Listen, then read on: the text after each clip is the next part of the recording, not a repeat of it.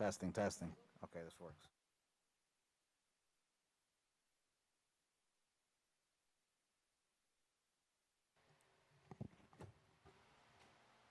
Mr. Lewis, are we ready?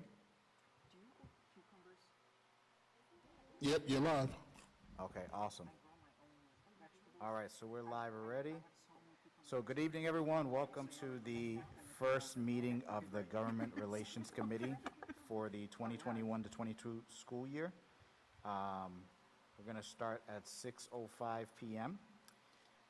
First order of business is selecting a committee chair and a secretary. Any nominations for a chair?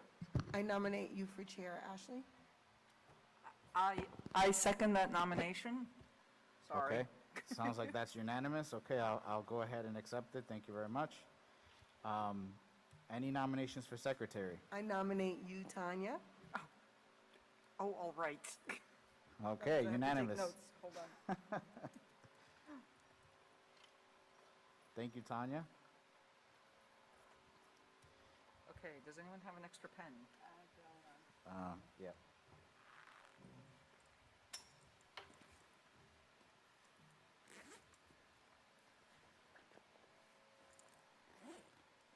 Gotta just find which pocket it's in. Sorry about that. That's what you get for nominating me. All right, thank you.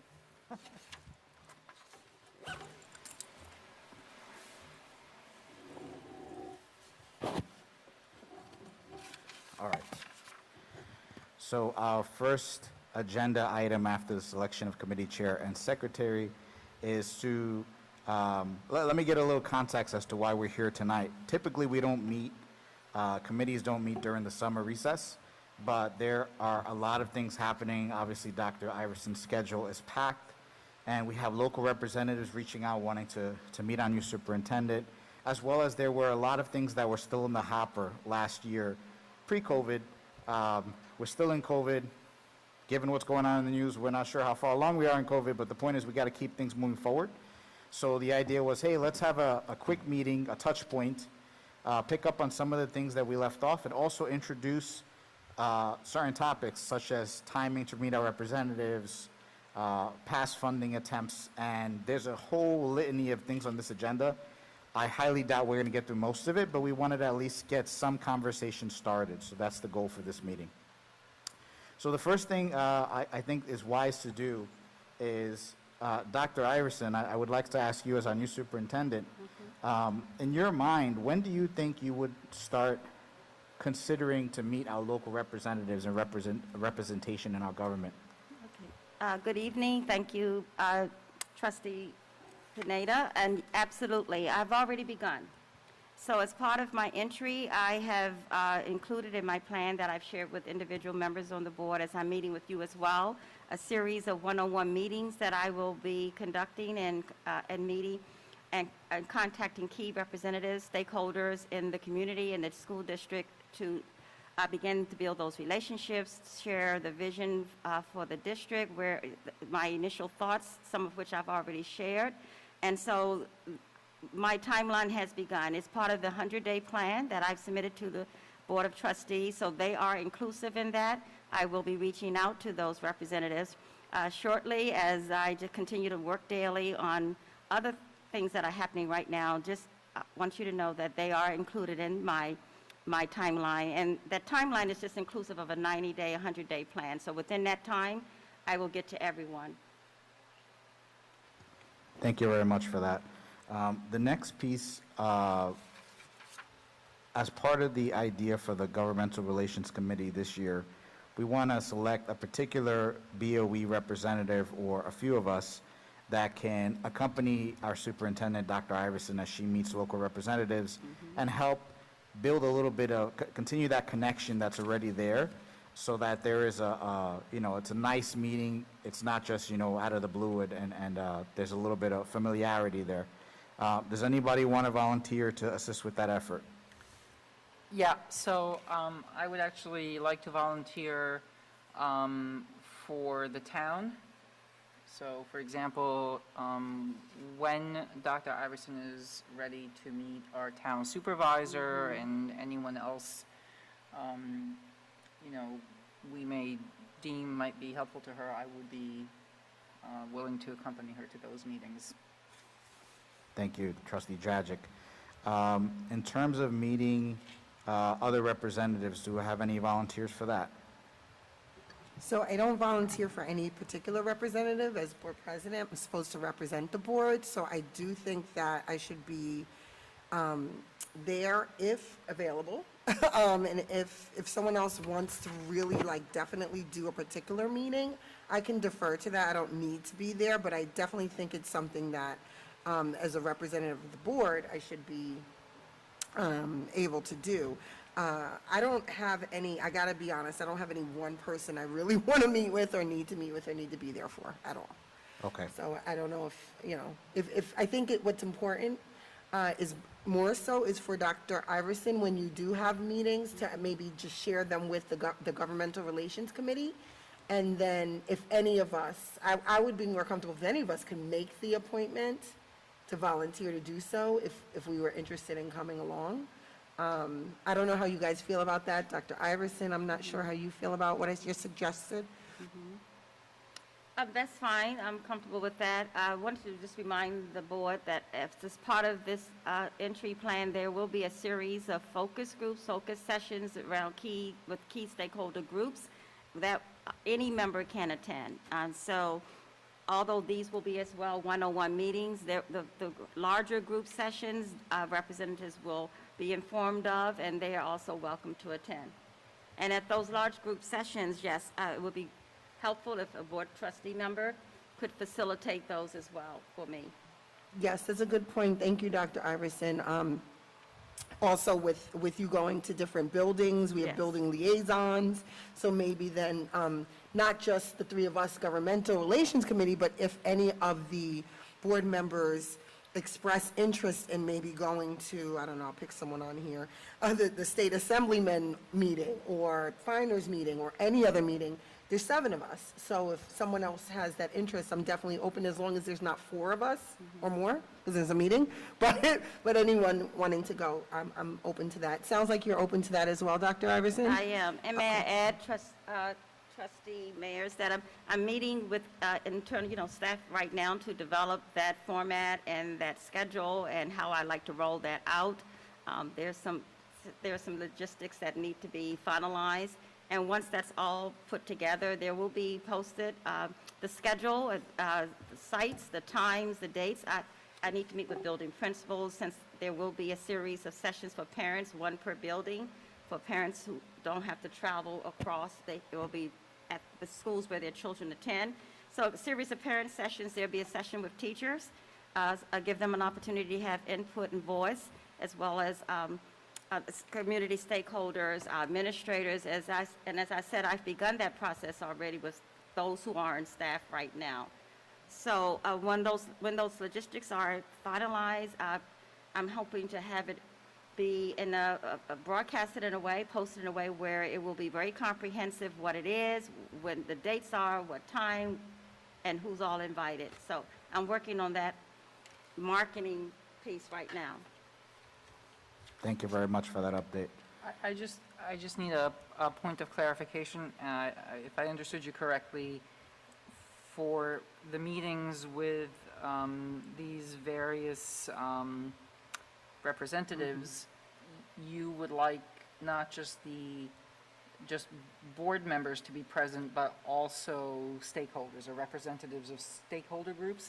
Did I understand you correctly? That's correct. Okay, So, that's a great idea, yes. and although there's one for teachers and parents, you can come to any of them. Any of these representatives can, when that schedule comes out, is open to anyone, but the focus will be for that group, the audience. But the one-on-ones will be more one-on-one individual pertinent to that particular role. Got it. Thank you. Thank you. All right, so moving on to agenda item number 3. There are some specific representatives that we called out at that might be of more interest to meet sooner rather than later. These are representatives that can be alliances for us in terms of receiving more funding for the school district. The first one that is on our list is our New York State Senator, our Senate Majority Leader, Andrea Stewart Cousins. We have one community member that's already been in touch with her office, and they're awaiting your availability to make an appointment to try to set something up there. Okay. Next on the list is Thomas Avenanti. He's our New York State Assembly member. There is a community member that also reached out to him, and he has already provided his cell phone and contact information. He's just waiting your availability. So we can pass that along as well. And then the next one on the list in terms of funding-related relationships is the town.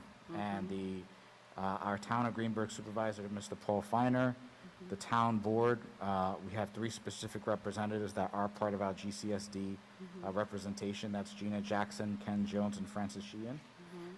So we can set something up for that as well. One of the things that, in my mind, is a little helpful is if you have some history as to some of the past funding attempts that we've tried with our relationships in the past. Yes.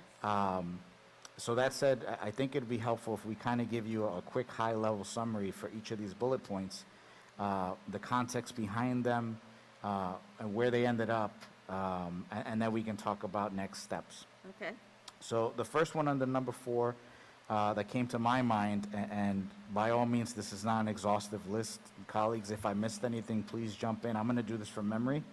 So the first one, chronologically, as far as I found in my reference, is our Assembly member, Mr. Abenanti, working together with our Senator, Andrea Stewart Cousins. They put together a bill that was essentially goal-oriented of securing more funding for our district. That was in about 2015 to the 2016 calendar year.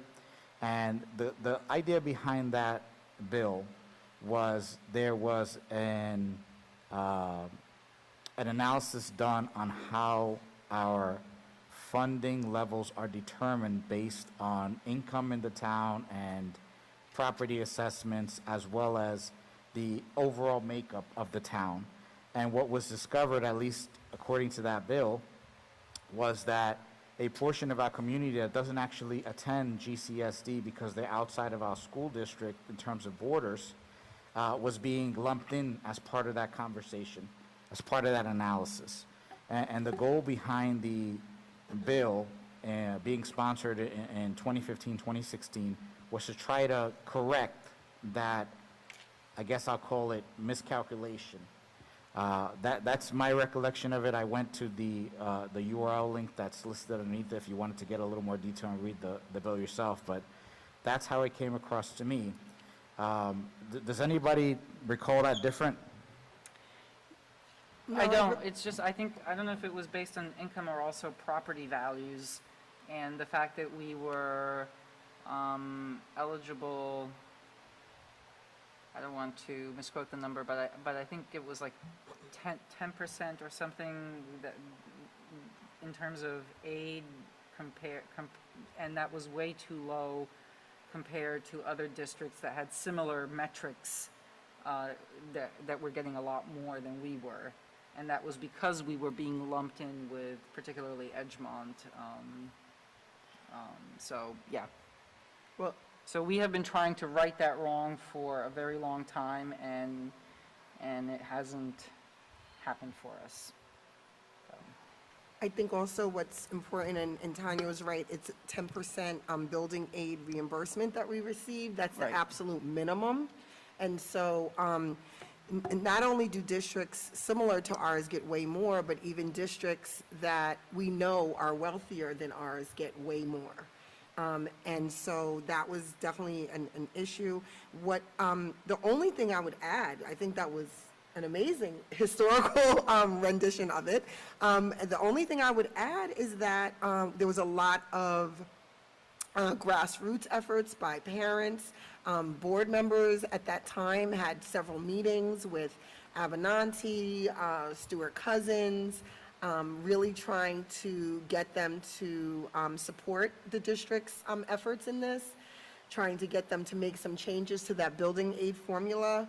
And the bill did get all the way up to the very end and then got shot down, I believe, and at the very last minute. So, I mean, we talked about a lot of things. We talked about hiring lobbyists. We talked about going up to Albany with kids and signs. I mean, we had a lot of things going on back then, and we didn't end up doing that at that time. But there was a lot of groundswell from parents, and definitely the board was doing a lot of work along with the superintendent at the time to try to make this happen. So that was definitely the first step that I recall as well.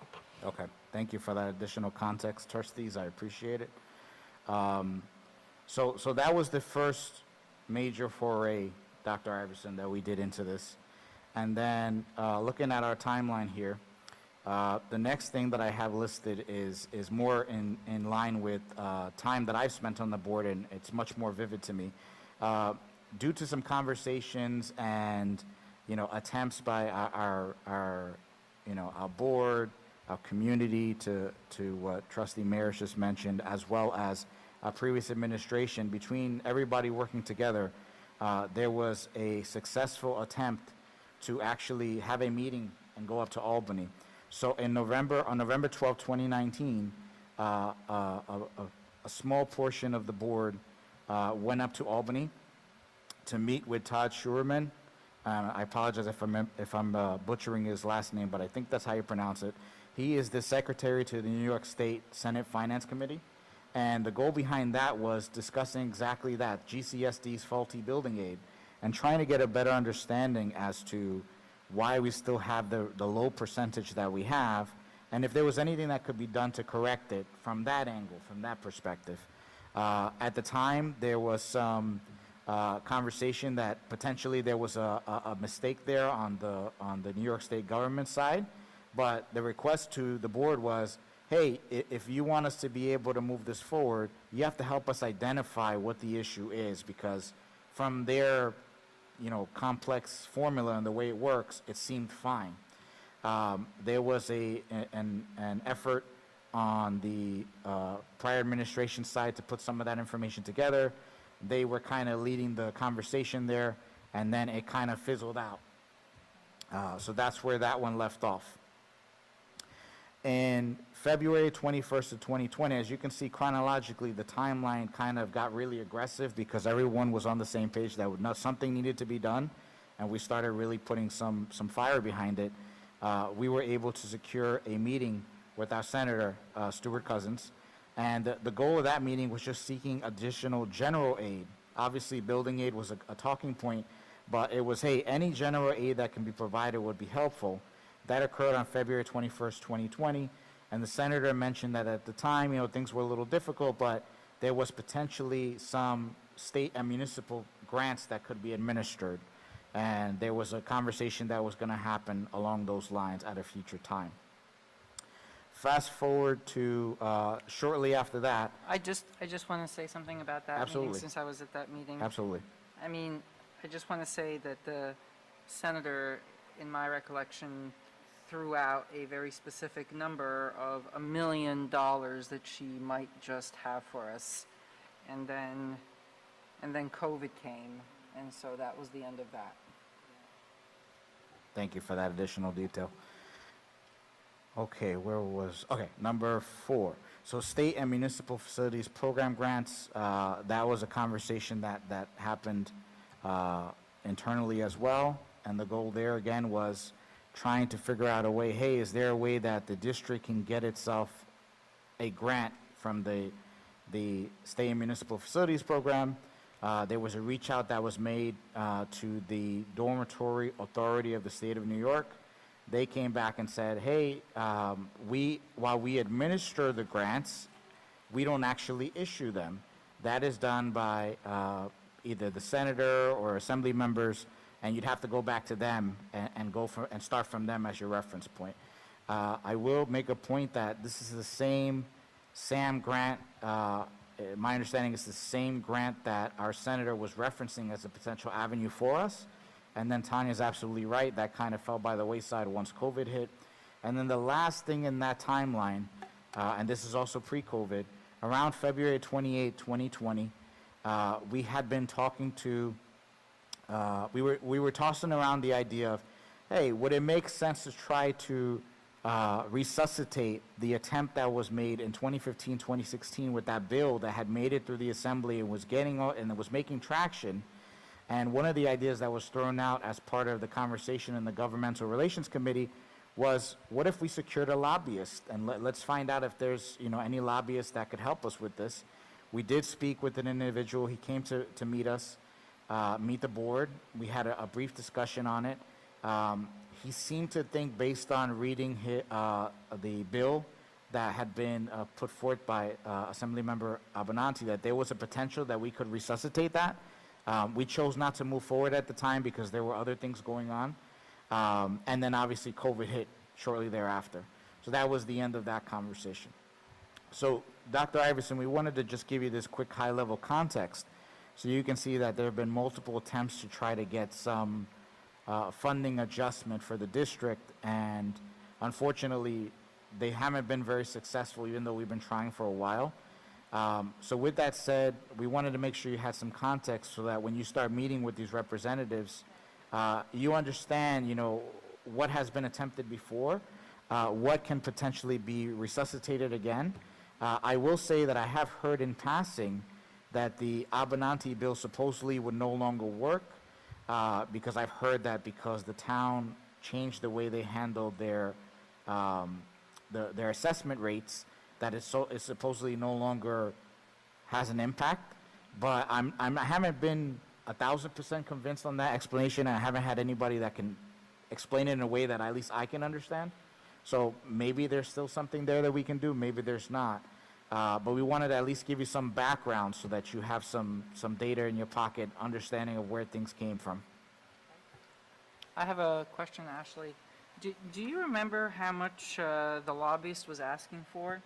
I honestly don't recall, Trustee Dragic, but it's in board docs. I'm sure we can find Okay. it. And I can circulate it through email once I find it, and then we'll know what it was. He at the time, he thought there was a good chance we could do something. Of course, in hindsight, I think if we would have gone with them, nothing would have happened anyways, because COVID struck right after, and Right. he probably would have lost their attention, because there were other things to tackle at the time. But yeah, we can definitely find that out. Okay, so we have covered now already items 1 through 4, which were the bulk of what we wanted to cover for this agenda. We're making pretty good time. Would anybody like to continue this conversation, or would you guys like to put a pause on it?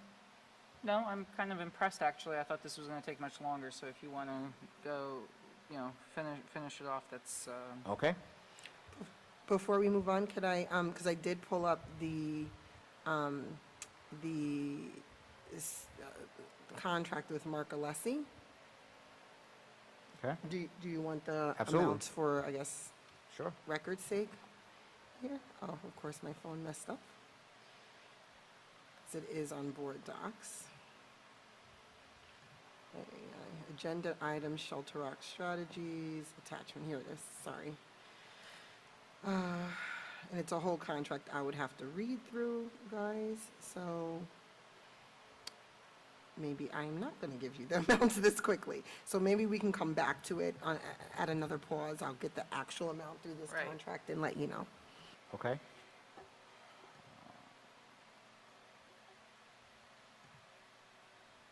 I'm just going to quickly look at this.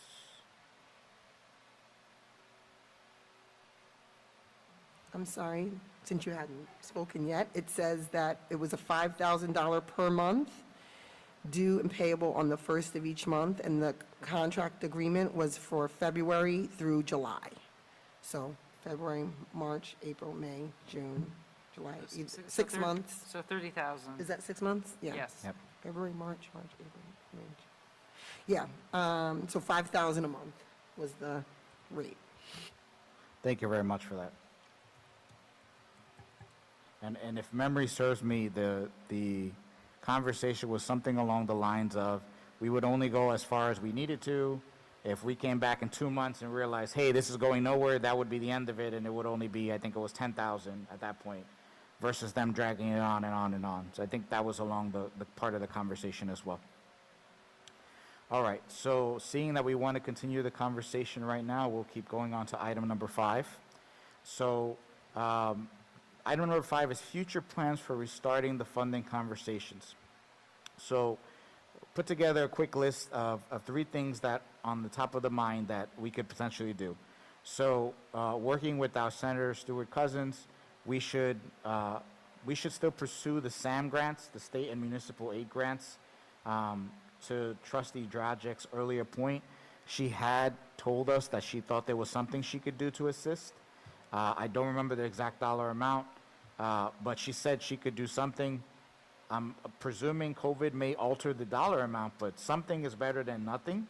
So I think that's an avenue we should still pursue with her and see what she can do to help us. Does anybody feel otherwise? Okay, unanimous there. No, I'm actually wondering, and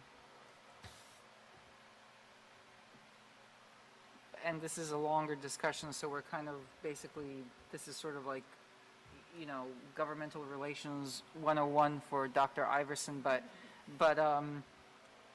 ultimately, each of these is a separate conversation as to really what potentially we could ask for from Senator Stuart Cousins. I mean, she has done a lot for districts around us, so.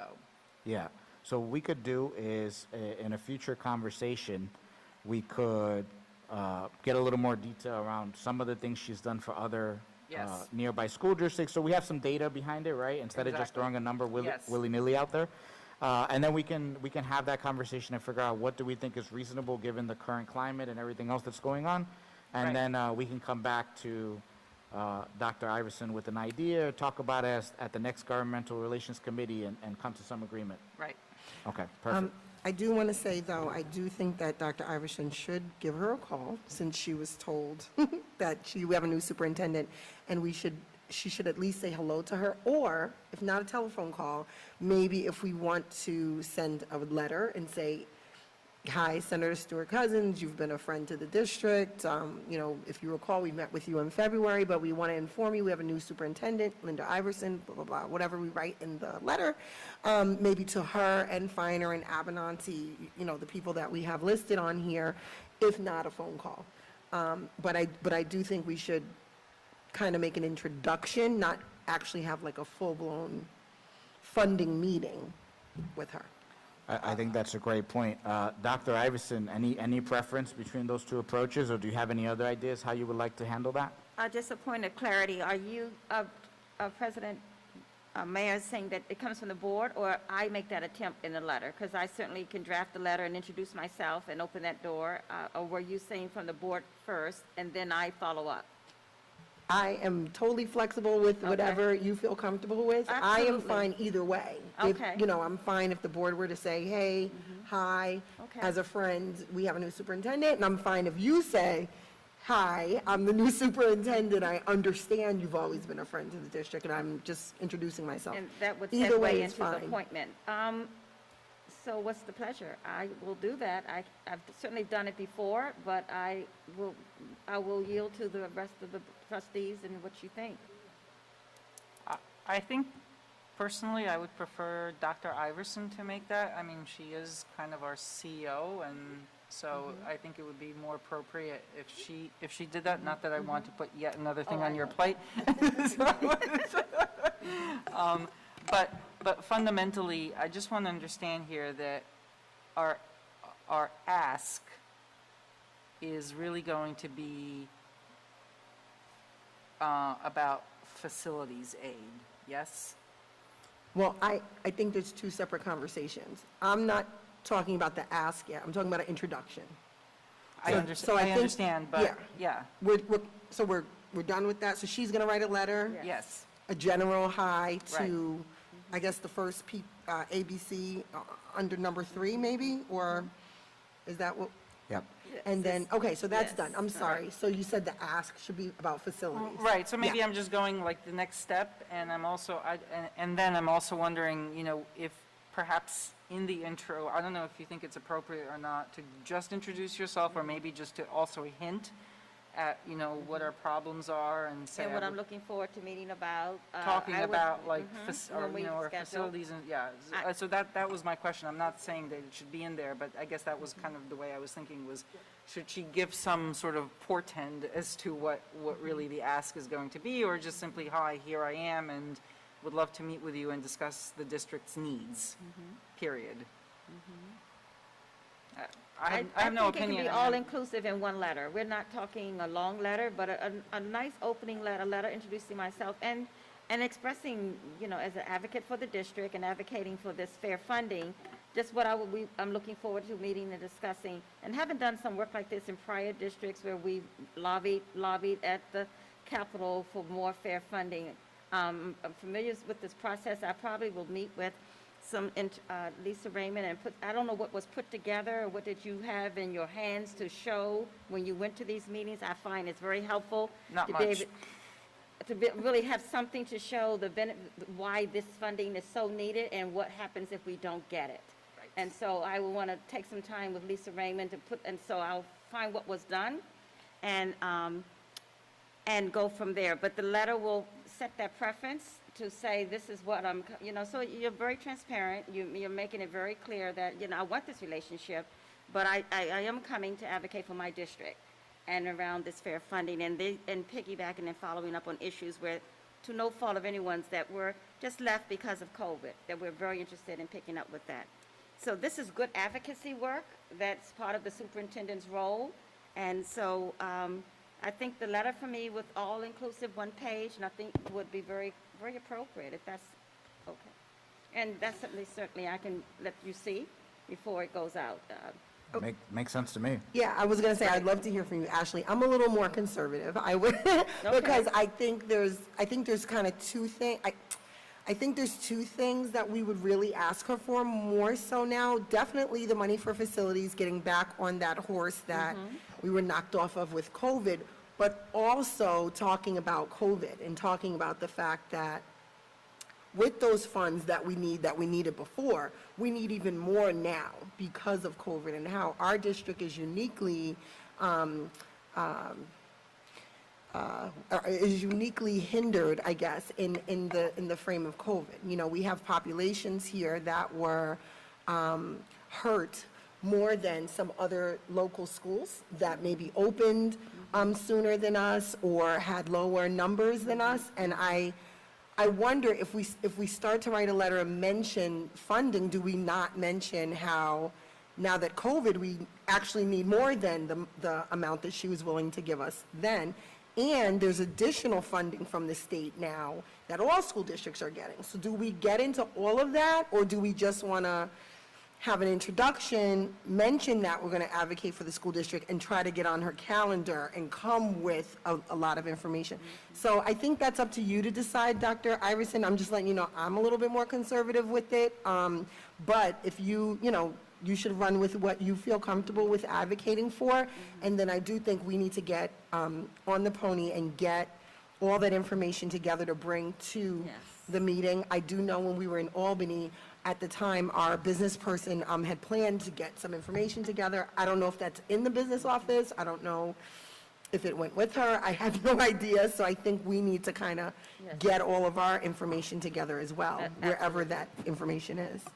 I think presentation, and this is very important when you meet with state legislators and senators, their time is precious as ours, but they clearly want to hear the what, when, what, they want to see those facts. But the way to sell it, I think, is to tie it into showing them what happens, like I said, without it. And I love the point you make about tying it to our demographic and the impact of COVID on our kids, because that's what I think sells, what they will on the floor lobby for us if we can get them to really see the impact of that. And that comes from me looking at more of the data around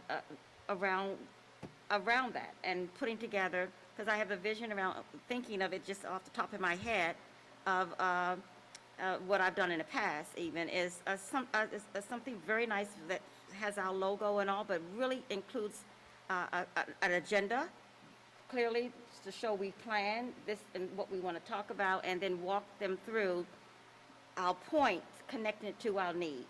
So, I mean, it's nothing, it's not 5, 6 pages, but I think a letter with just, with introducing myself and talking about what we want to talk about and requesting time to meet, then give me time to do that, I will certainly share with the board, because I think that's important when you do this. When I've done it in the past, it has resulted, if nothing else, raising their awareness, which there seems to be already there, but bringing them back to the table to say, it's still here, we're not going away nicely. But we still want to talk to you and request your advocacy to support our district. Wonderful, thank you, Dr. So Iverson. I'll keep you posted. Okay. In a weekly update, how that's going. I'll start working on this when Lisa Raymond gets back from vacation. And looking at some of the data that because we have begun to look at some of the data pre-COVID, COVID, and now to bridge some of those gaps. And that will certainly support why we need the funding. Sounds good, thank you. Yeah, just adding to that point, some of the data points that we've looked at in the past are our free and reduced lunch That's right. population, percentage-wise. We've also looked at demographics, scores, as well as the current state of our buildings and how much our buildings condition survey says we actually need in order to repair these buildings to the correct level of occupancy, right? Where they need to be 100%, where they should be. And we have a lot of that data. I'm sure it's in the business office already. Yes, You know, the BCS, we definitely have. There's solid numbers in there. So we can use a lot of that as like you said, background information to help prove that case. I think so. I Okay. agree. Awesome.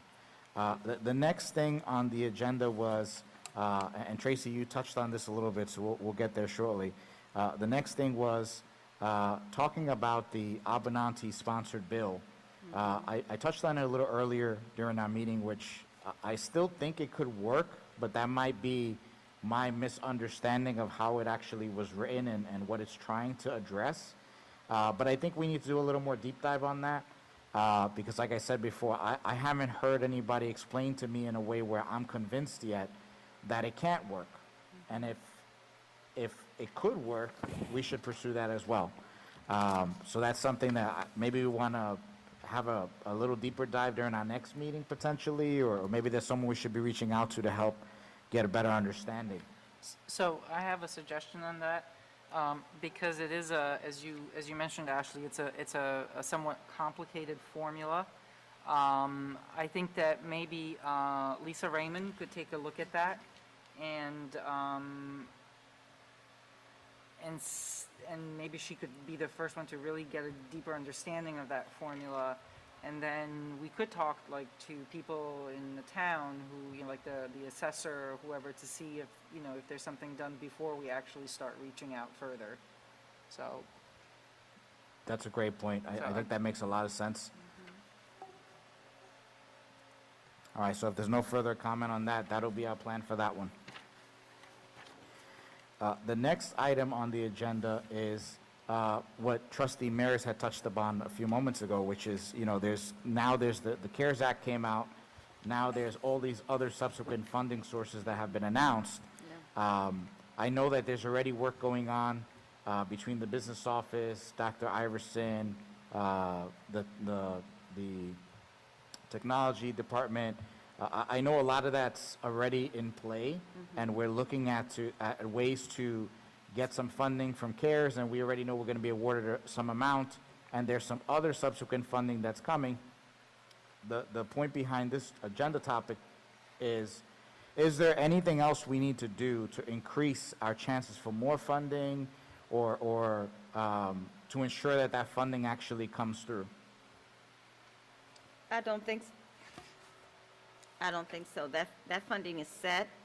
Once it comes from the United States Department of Education to the individual states, the states are mandated to subgrant those funds out to districts. I don't know what formula the Department of Education uses, the New York State Department of Education is using to decide on the percentage that each district gets, but those are preset. We will be getting $2 million. I don't think there's a way to advocate for more. Those funding, all the ESSER fundings we've gotten, 1, 2, and 3 CARES Act back in March 20 up to this new funding, they were all predetermined. So districts were not awarded. And I think they did take into consideration the demographics and the differences in districts, the formulas, and used a formula that was equitably based supposedly, and so the amounts were supposed to match the needs of the district.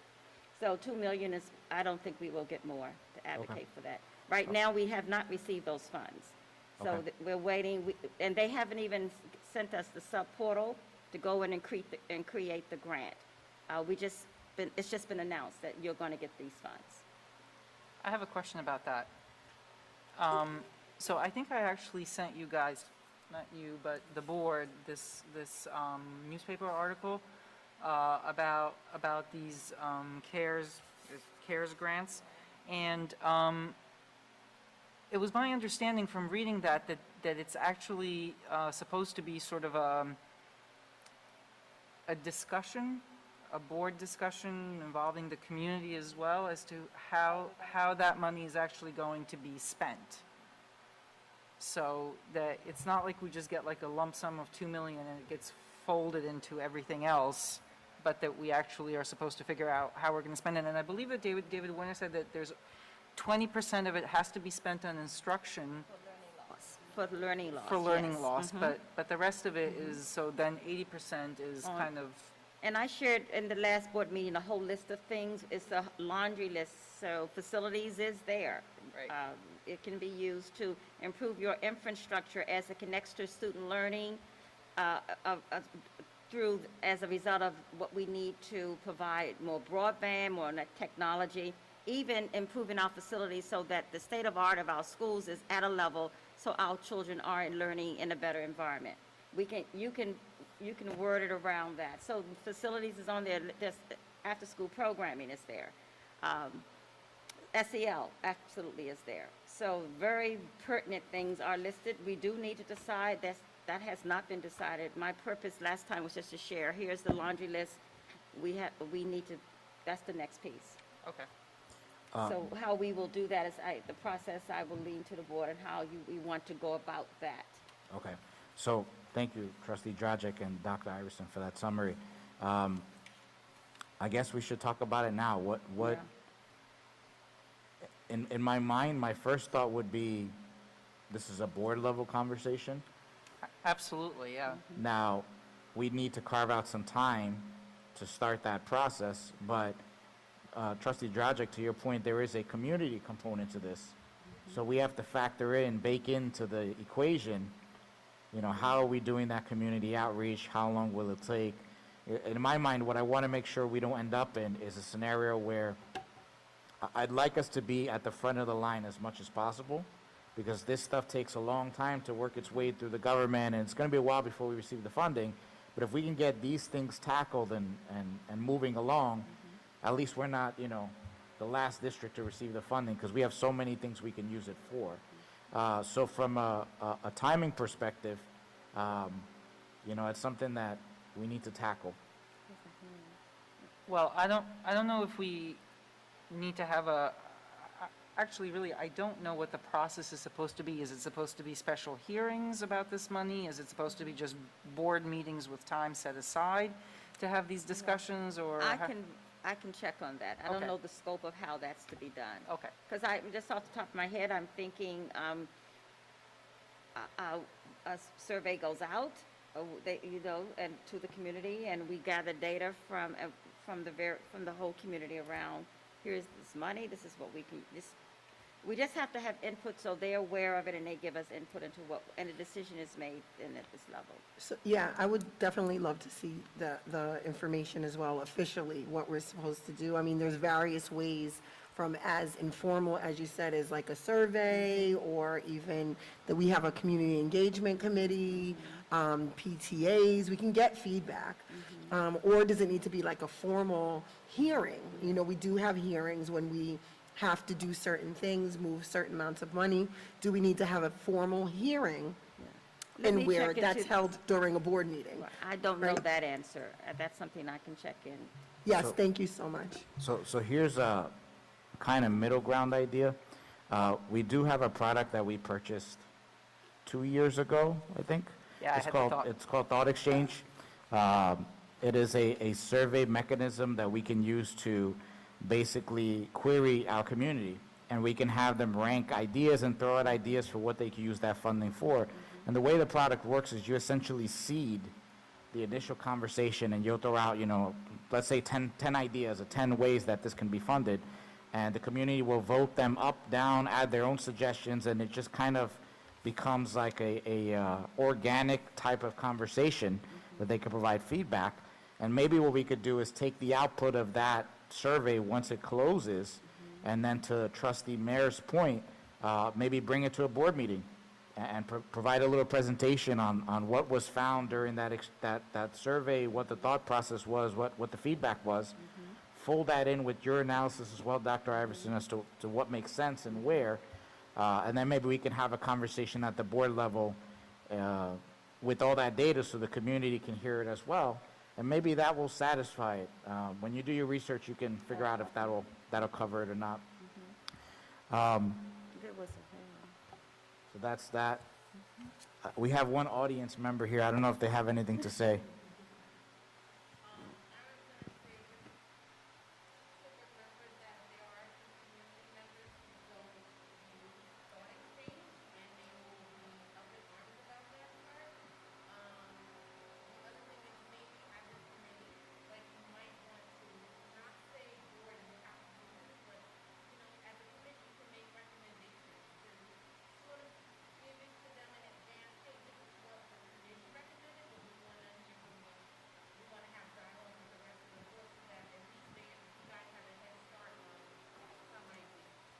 Thank you.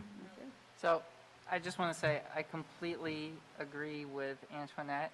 The Thought Exchange is a great tool, but it's used by 100 people. And, right, and we have 9,300 households. It is a bit of a unique opportunity, these $2 million, and it would be great to get input from the rest of our community as well, just, to be more inclusive. Yeah. I just need to add that I do not think we recontracted with Thought Exchange for the 21-22 school year. So the last contract I was able to find was 2021. So I don't know that we employ them right now. Oh, okay. Well, then we can use our website or do a survey, a monkey, what do you call it? There's other ways we could do the same What's that thing concept. called? Yeah, monkey survey or? Survey Monkey. Survey Survey monkey, monkey. okay. Survey Monkey. Okay, so that's the next piece of the agenda. Moving on to item number 6, and we're doing good on time, so I'm glad about that. Item number 6 was Greenberg has a rich set of community entities. We have a lot of them. And that's great because that shows that folks are involved in the community, right? But with that said, that's a lot of different pieces of the community to meet. So what we did was we called out a few that were top of mind, that categories that we should definitely cover. No particular order or priority, just these are the organizations that we think are important. There's the Greenberg Police Department, the chief, and the community affairs liaison that we have a lot of dialogue with. And Dr. Iverson, this is all on the agenda, so you have it there. There's the Fairview Fire Department, the Hartsdale Fire Department. There's TDYCC, which is the Theater of the Young Community Center. There's the Louis Bronze Children's Center. There are local daycare, early childhood centers that a lot of our children go to as well. We have a good amount of civic associations in our community. We have a lot of churches, places of worship. Those are all conduits that we've had conversations with in the past, organizations that we have relationships with. They're very good partners.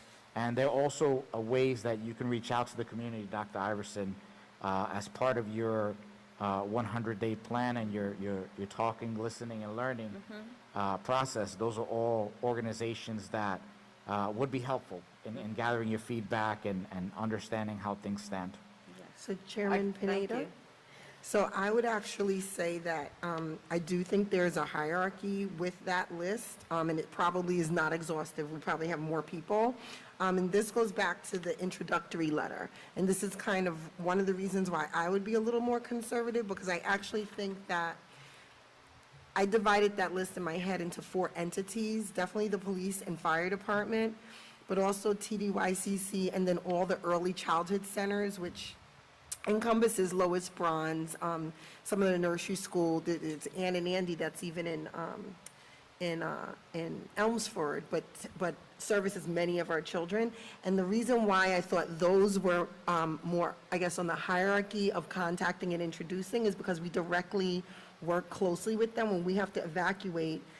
You know, our schools, sometimes we use some of their locations. We directly work with the police department, the fire department. I don't know if Dr. Iverson has had to have contact with them maybe already, but if there's any sort of incident that may occur, you know, right away, we have to have contact with those people. So I actually see fire department, police department, TDYCC utilizes our schools for the summer. We utilize, during COVID, we had to, you know, utilize them as well. We had fire drills. I think we had a gas leak or something happen at Bailey. The kids had to walk down the street to TDYCC. So there's certain relationships and partnerships that I do think are more important to say, hello, she's here, and this is who she is earlier than others. You know, civic associations definitely, but I don't put that on a hierarchy as much because we don't necessarily have to have like a relationship with them right this second. And, you know, we have summer school going on. We have things happening that we may need to have Dr. Iverson meet those leaders in those entities and may have to coordinate something even now. So that's why I thought those were more pertinent. Okay. I got one more to add to the list, which is actually an important one. It's the Child Care Council of Westchester. Because they help with early life childcare, and they also can act as kind of the liaison between schools and childcare providers, especially private childcare providers. So they're a very helpful resource as well. So that's a lot of people to meet in a short amount of time. And given Dr. Iverson's task already, that she has a lot on her plate to attend to, I think a letter's a good idea.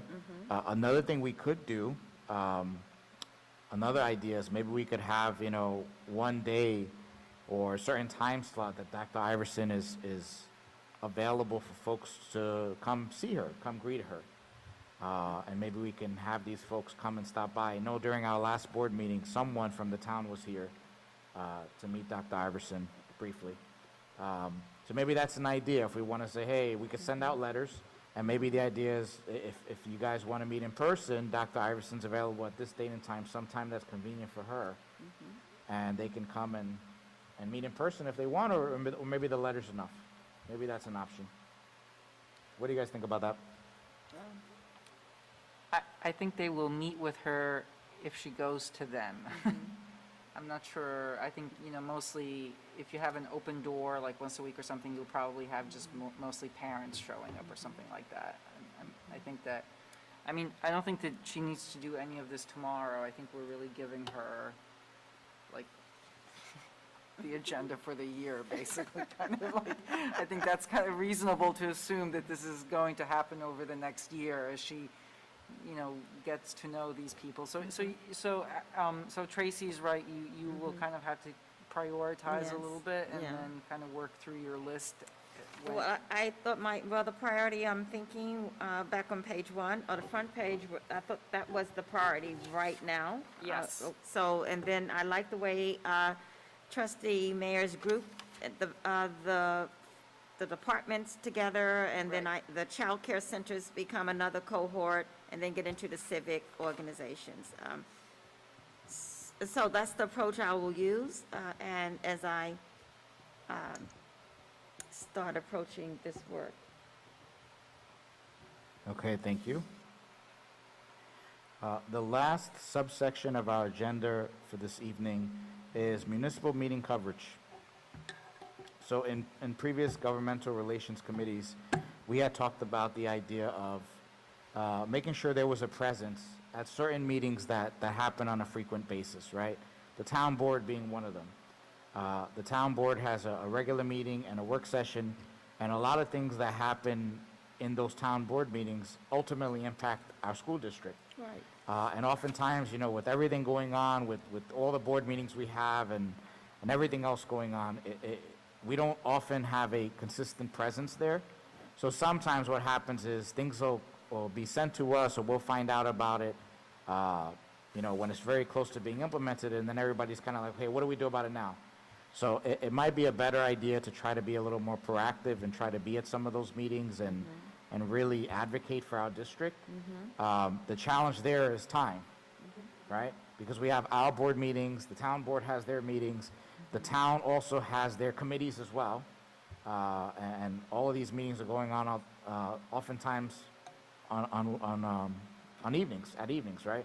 So essentially, one of us has to just become a professional committee goer. Or we could rotate it. And sometimes they're the same day as our meetings, that's Oh, right, they yes. are? Yeah, no, it's. It would help it's, if that didn't happen, but. So my point in bringing it up is we don't have to solve this item tonight, but it was just to get the idea going and the construct in our brains of, hey, if there's a way we could figure out a way to be more active and be more, participate more at these meetings. One of the things I wanted to do, I had wanted to have a shot at chairing the CEC committee, the Community Engagement Committee for a couple of years, and didn't get a chance to until COVID, which we were all locked online, so it was a little frustrating. But one of the things I had been thinking of was having kind of community ambassadors. I don't know about you guys, but I feel like as a board member, sometimes I get a lot of information from the community. They may call me and say, do you know what just happened at the town board meeting? Do you know, this civic association is doing this? And there's a lot of information that I get from the community. And I wondered, in my head, if we could have, in a way, community ambassadors that kind of, if we don't have the time, or if we have conflicting meetings, or if it's just not something we can get on our agenda, if we have community members that are committed, whether they're in the community engagement committee or not. We have people who live right in our catchment area that are on the town planning board, for example, that come and commit to giving us that information, keeping us updated as well. That may also be helpful. I think we definitely should rotate as 7 board members to be able to go to town board meetings, say hello, let the town, at a town board meeting, make an announcement maybe about something that we're doing. Hey, we have a new superintendent, she's wonderful, if she hasn't gotten a chance to meet them as yet. But also, if we want to, just an idea, possibly have community ambassadors for our school district that, as well as the 7 of us, go to town board meetings and get back information and let us know as well what's going on in case we miss it. What's your thought on how to identify the community ambassadors? It would be volunteers, people who want Volunteers, to. okay. Yeah, we actually have a community engagement committee Okay. that is pretty full of very active community members that volunteer to be on the committee. I don't know, I'm not on that committee this year. I don't know if the committee wants to do that. Let me say that disclaimer. But that is an option. It could be people that volunteer to come to our meetings. Our meetings are public. Maybe if someone is very well versed on town politics, they go to the town meetings, they follow town meetings. If they want to volunteer to attend meetings, if we can't make it, and or even if we're there, and be able to fill us in on any pertinent things that happen in case we miss that as well. That's helpful. We have public comments at our board meeting. It could be someone that comes to our board meetings and makes public comments, updating us on what may or may not have happened that we may have missed at a town board meeting. So that's just an idea, again, the CEC members may want to discuss that, may want to do something like that. If anyone's watching, wants to be involved and say to us, hey, I have no problems shooting you guys an email, updating you on what I hear at a town board meeting, that would be helpful as well.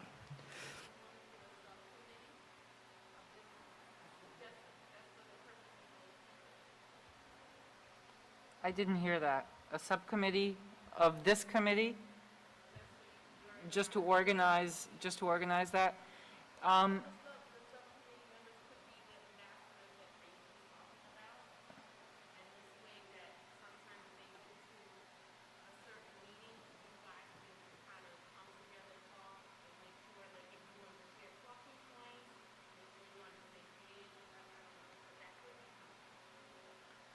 Thank you.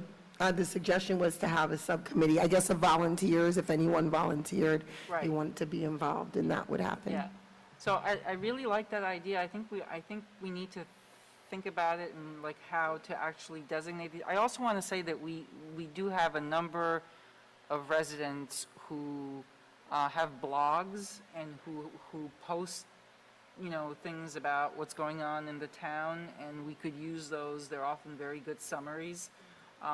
So I think we just have to,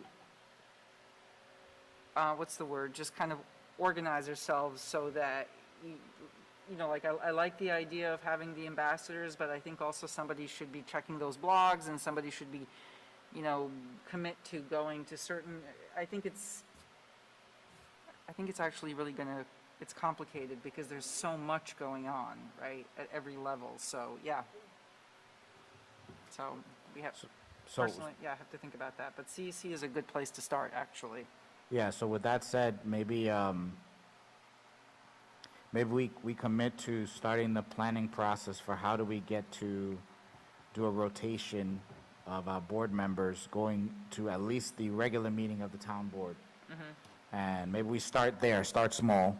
We can fold into it a conversation with the board. I think it's a good idea. I would actually venture to say it might be a recommendation to the board to consider a subcommittee of volunteers that could assist us almost like in Right. attending these meetings and gathering the feedback on those dates where our meeting conflicts or something like that happens. So we could provide that as a recommendation to the board for consideration. And I think we can at least commit to coming up with the schedule of the regular meetings and determining a rotation, and the board members could determine, can volunteer for which meeting they want to attend, at least to get the process started. And then, as time goes on, we'll make adjustments. We'll see, hey, do we need somebody at the work session too or not? And we'll figure it out. But at least if we can get this consistency going, I think that'd be a good idea. I like that idea, Trustee Pineda. So do you want to be on the next agenda for a committee report, including recommendations? Yes, I will Okay. do that. So you want me to write that as a recommendation, that the board forms a subcommittee of volunteers? I'm thought it- sorry, are you not hearing me? Is it two recommendations or one? Because It's two. It's Okay. two. So the first one is that we can poll the board and essentially recommend that we have a board member attend all the regular meetings of the town board. And we can come up with a rotation basis volunteer type of calendar as to who's attending which regular meeting, right? And then that would be the first recommendation. And then the second recommendation would be essentially to consider forming a subcommittee of the Governmental Relations Committee that would specifically deal with the topic of ambassadors and volunteers that would volunteer to attend Right. town board meetings or other municipal meetings on the behalf of the school district, and just, absorb whatever they can absorb and provide a summary of what they heard, what they saw at those meetings to the board, so that they kind of keep us in the loop for those times when there's a conflict, right? So Got it. that would be the two recommendations. Okay, And let's see what the board as a whole thinks. okay. Perfect, thank you. The next topic is still in municipal meeting coverage. There's also the Westchester County Board of Legislators. There's the Fairview and Hartsdale Fire Departments, the Greenberg Library. Those are all other meetings that are as important as well. I think maybe those could be a little better served by the subcommittee idea potentially. Let's see what I think in my mind, unless you guys are opposed, maybe that could be part of that subcommittee recommendation. If, to the board, is if anybody is willing to volunteer, if anybody already attends those meetings and they're willing to volunteer to provide summary data to the board, just to keep us in the loop as to what's going on with all those organizations. I just want to add for morale, you know, getting the community buy-in as well to the school district and ownership of the school district. This is really good. If people who, like we said, already attend those meetings would volunteer, even if we, the 3 of us or out of the 7 of us, go to one of those meetings just once and meet people and ask for volunteers to fill us in, that gives them ownership of our school district, and that makes them care about more so our school district. They're involved, and it actually pulls the community more into the schools, which I love. Right. I also I agree, but I also want to point out that that the town meetings, like our meetings, are also recorded, and they have minutes, and they are all on their website. So that's another way for us to just access it. I mean, we could also just, you know, they have their agendas ahead of time, then they have their minutes and their recordings, so. That's a good failback mechanism, Yeah, just in case. Right, yep. Antoinette, you wanted to say something?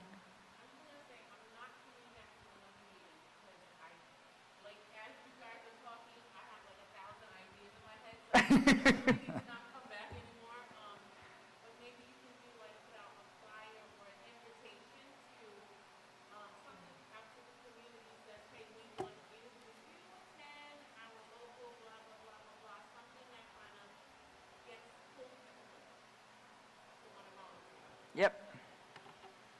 Agreed. That's a great idea. So just, I'll repeat it just because I'm not sure if it's coming out on the stream, if it was loud enough.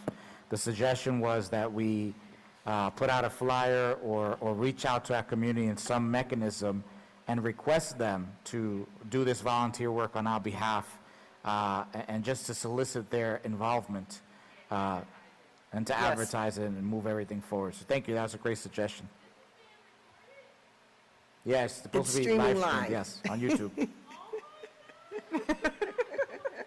Dr. Iverson, we talked a lot just now. Do you have anything you want to add? No, I like the suggestion. I think that's good. All of them are good. Okay. So that is the end of our published agenda. We made excellent time, so thank you for that. I typically, on my agendas, I put in a section that I call any other business. I had not done it because, given the amount of topics, I figured we would not have any time. But since we are still pretty early, does anybody have anything they want to raise? I know we discussed an issue, but I'm not ready to raise it yet. Okay. So, yeah. No, sir. Dr. Iverson, anything to raise? No, nothing. Okay, so with that said, is there a motion to adjourn the meeting? So moved. Second. Okay, with that said, we're going to go ahead and adjourn our first meeting of the Governmental Relations Committee. Thank you so much for your attendance, and have a good night. Good night. Thank you.